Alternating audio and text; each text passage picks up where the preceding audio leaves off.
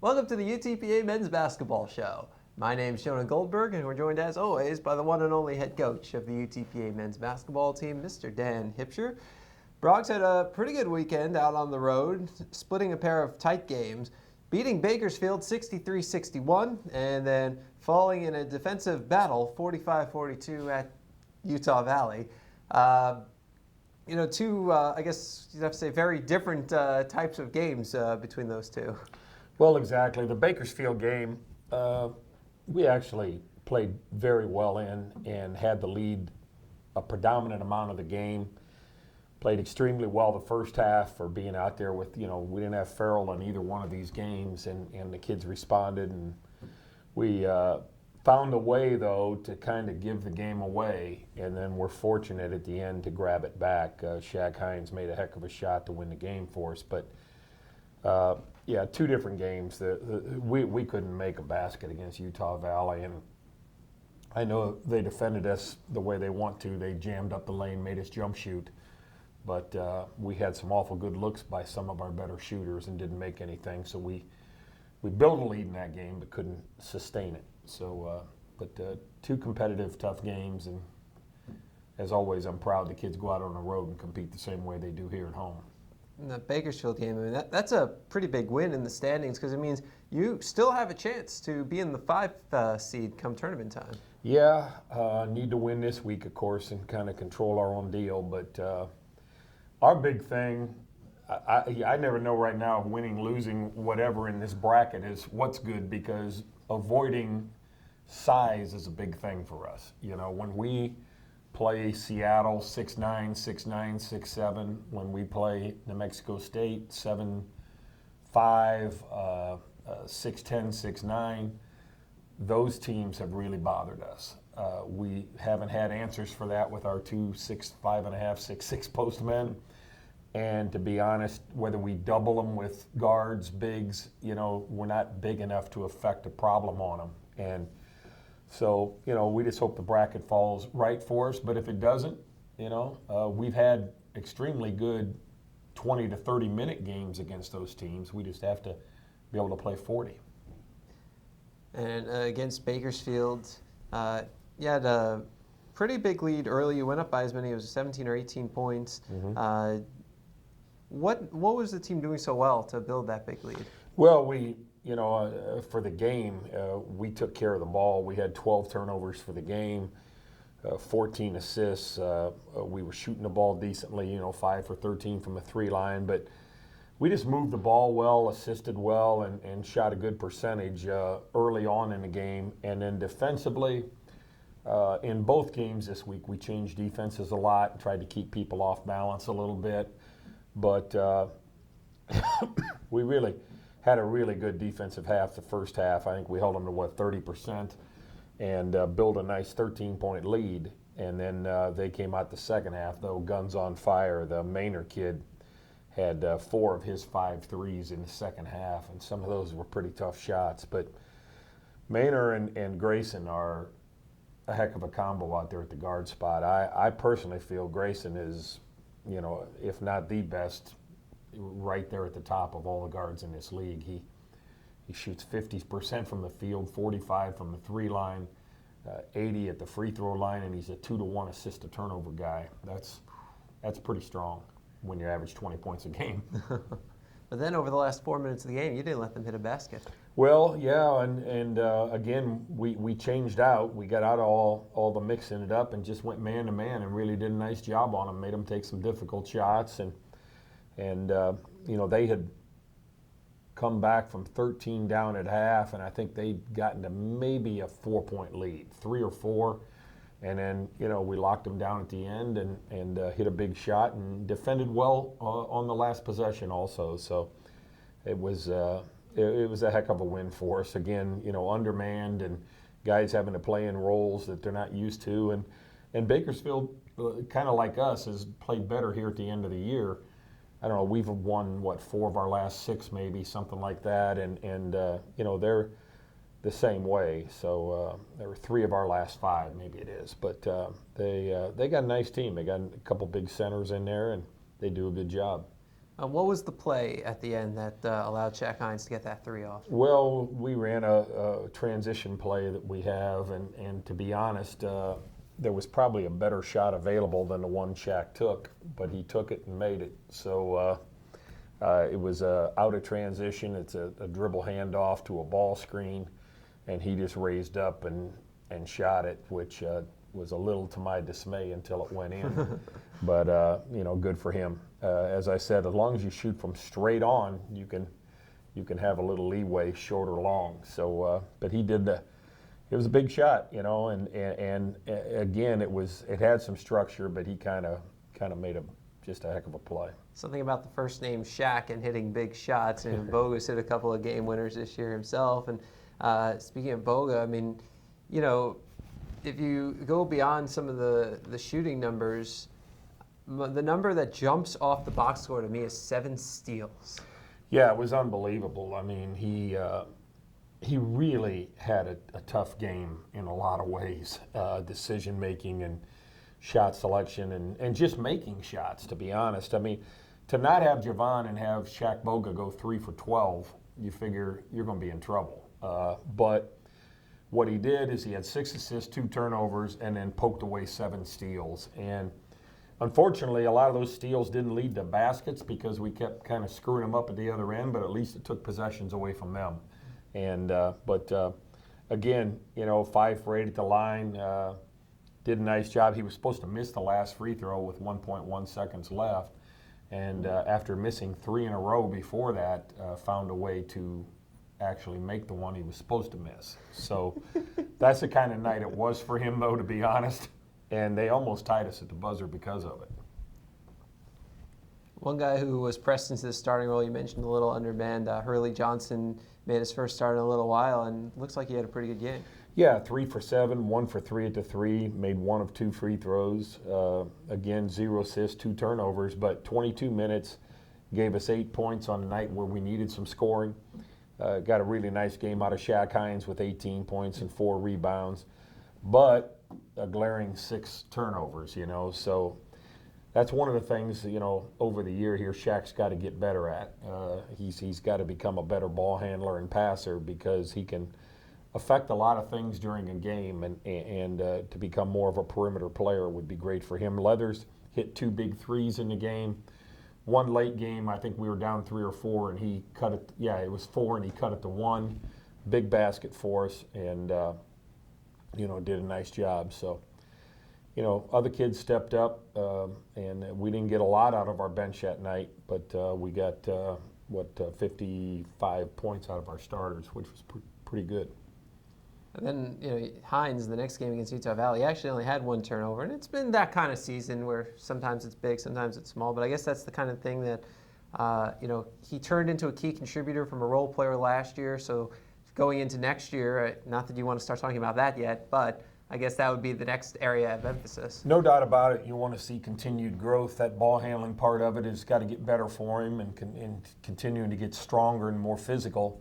And then his biggest improvement is going to have to be on the defensive end. He's a 6'6", 6'7" athletic kid that should be a really good defender, but he's got to learn how to concentrate. He's done nothing his whole life but guard centers and power forwards. So now he gets on the perimeter, Jonah. It's a much different challenge, moving your feet, making decisions through screening, keeping your concentration alive. So he's got big growth there, and that actually, I felt, cost us the game at Utah Valley because, as you see, we're undermanned, and Shaq only played 26 minutes because of foul trouble. Right. And most of that foul trouble is him putting himself in bad situations because he's not, ahead of the game in terms of, defense is all about jumping to the ball and being a step ahead.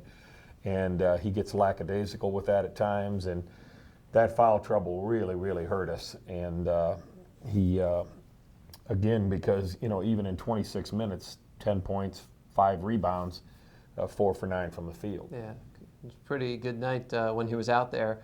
And he was one of only 2 players in the entire game that reached double figures, which, I guess the score tells you, but that also tells you what kind of day it was. Shaq Boga reached double figures for your team at 14. Nobody on Utah Valley did. Oh, they spread it out, had a few 9s and an 8. But the 45 points, it's the fewest this team's allowed in 4 years. The field goal percentage, 26.4. I couldn't find the lower opponent's fielding percentage. I gave up after 6 years.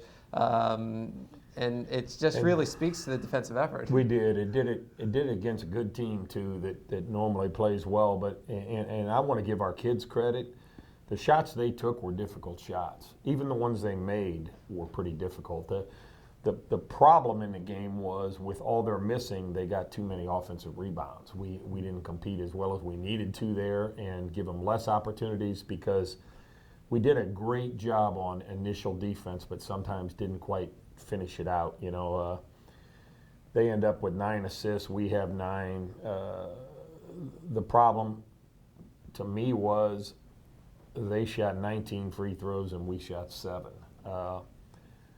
And believe me, it was more physical than it seemed. Okay, so that they shot 19 is not really a problem for me. That we shot 7 is a problem. But it is what it is. But I thought the shots they took from the 3 line were extremely contested, and I was proud of the kids in that because they're a great shooting team. And to hold them down like we did was really good. The problem was, Jonah, we went 3 for 18 from 3, and they packed the lane and just gave us shots. Poor Justin Leathers, I think he went 0 for 5 yeah. Between he and Boga, they're 1 for 11, Justin being 0 for 5, and I'm telling you, he had 5 wide open looks, and that's the best thing Justin does, is stretch a defense with the 3 line. He's a good set shooter out there. And, if you just make 1, it's a whole different world out there. And then Boga had to force a couple at the end of shot clocks, so his was really more 1 for 3, 1 for 4.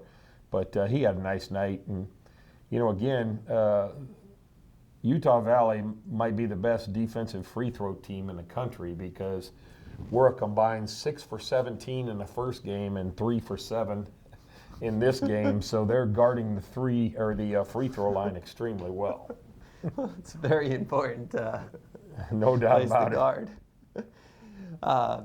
Yeah, I mean, the free throw disparity, obviously, that hurts. I mean, 21 out of the 30 fouls called against UTPA, just 9 on Utah Valley the entire night, which is, I mean, if you could stay out of foul trouble, I mean, that's a great way to win ball games, and they found the way, I guess. Yeah, I mean, we actually zone far more than they do. We zoned and mixed it up a lot. So normally in zone you foul less. But again, I'm not saying we didn't foul. I just thought we could have maybe got to the line a few more times. Of course, if you're 3 for 7, maybe you're blessed not to go to the line too much.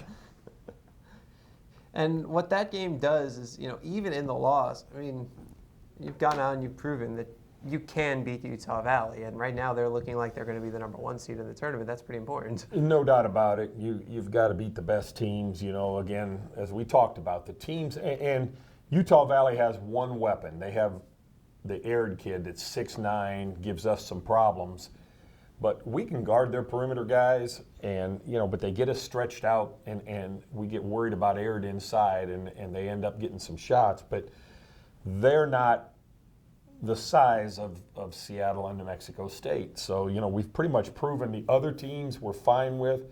We lost twice to Idaho, but double overtime here and overtime there. So, everybody else in the league has been fairly even for us other than New Mexico State and Seattle. So when we get teams our size, we have a good chance to compete. And even against Seattle and New Mexico State, we haven't had our best shooting, and we had a good night at New Mexico State and stayed in the game the whole way. Here, we didn't shoot it very well. So, and you have to shoot it well against them. The reason Utah Valley can beat New Mexico State is they have 5 shooters on the floor that can make the 3 at all times, and with that kind of spacing, you can maybe exploit the size at times. So 1 game left in WAC play. What is practice like? What is it going to be like moving into this Grand Canyon game? Well, what we did was, we didn't get back till about 5 o'clock. We had some flight troubles coming back from Salt Lake City, and so we took yesterday off to get the kids on their academics. Same thing today. It's an off day more or less. There'll be some film work and some shooting, but no physical banging, and maybe a little running. But and then we'll get back to work on Wednesday, Thursday, Friday, going into Grand Canyon. Pretty much maybe film or something on Sunday, depending on who we're going to play. Practice Monday, travel Tuesday, and it comes up pretty quick now with the conference tournament. Yeah, everything's going to speed up, but knowing that the conference tournament is right around the corner and that you had the tough travel, are you really happy to not have a Thursday game this week? Yeah, amen. Because that's a tough road trip out there. You go all the way to California and jump a plane back to Salt Lake. And I was out recruiting last week. Combined, I think I had 4 wake-up calls earlier than 4 a.m. Oh. So all at once, then you hit the wall. But anyways, they canceled our flight on Sunday. And it looked like we weren't getting back, and right when we're leaving, they put it back on the board. Oh, and, thank goodness. We got back about 3 hours after we were supposed to, but at least the flight went. What, was there bad weather or something? Well, there was weather in other areas, and they said they had trouble getting crews to Houston, but Houston's a huge hub for United, so who knows what was going on. Well, luckily they got them there, and they got you guys back, and now you get ready for Grand Canyon, a team that you played a very long time ago. They were the first WAC game, and they sandwiched your schedule. Do you even remember playing them? Yeah, I remember because I think it was a 1-point game with about 7, 8, 10 seconds left, and they banged a 3 to make it 4. But it was a really offensive game. It was maybe 90 to 86 or something like that. And, that has not been our forte, so we better prepare to get them stopped a little better than to think we're just going to go out and score like that again. But we're excited about it. It's senior night. We've got 5 seniors, Javon being a master's program senior that have contributed and been great kids. And you don't win them all, but the kids go out on the road. I've probably gotten 3 to 4 emails on the road about meeting our kids in the lobby and the type of kids they've been.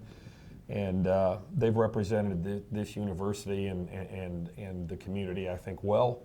And we want to see them go out on the right foot. That's pretty cool. Javon effectively gets his 2nd straight senior day. Yeah, exactly. He got 2 senior days in there. And, something I don't know if we mentioned or didn't, but, hopefully we'll be ready to present him with that 1,000-point ball, too, off of, what was that, in Chicago State game? Or no, Kansas City game. Yeah, Kansas City game. Yeah, boy, that was a first or second basket against Kansas City. I remember that. That'll be a really special night, and then we just hope he can play. Be more special if he can play because his foot's still bothering him, and we're hoping it gets better. Now, with senior night coming, do you start all the seniors? Because you've got 5 of them, and that's a lineup right there. Yeah, I'll start them. If Javon can go, Javon will play the 1, Hurley will play the 2, Dantzler and Leathers at the forward spots, and then Cleveland. It's at least a natural lineup of some sorts. So it's not where you got 4 centers and a guard or something. Have you ever been in a situation like that? Yeah, you've been in a couple, but you throw them out there anyways, at least token and get the game going. But I've done a little of both, to be honest.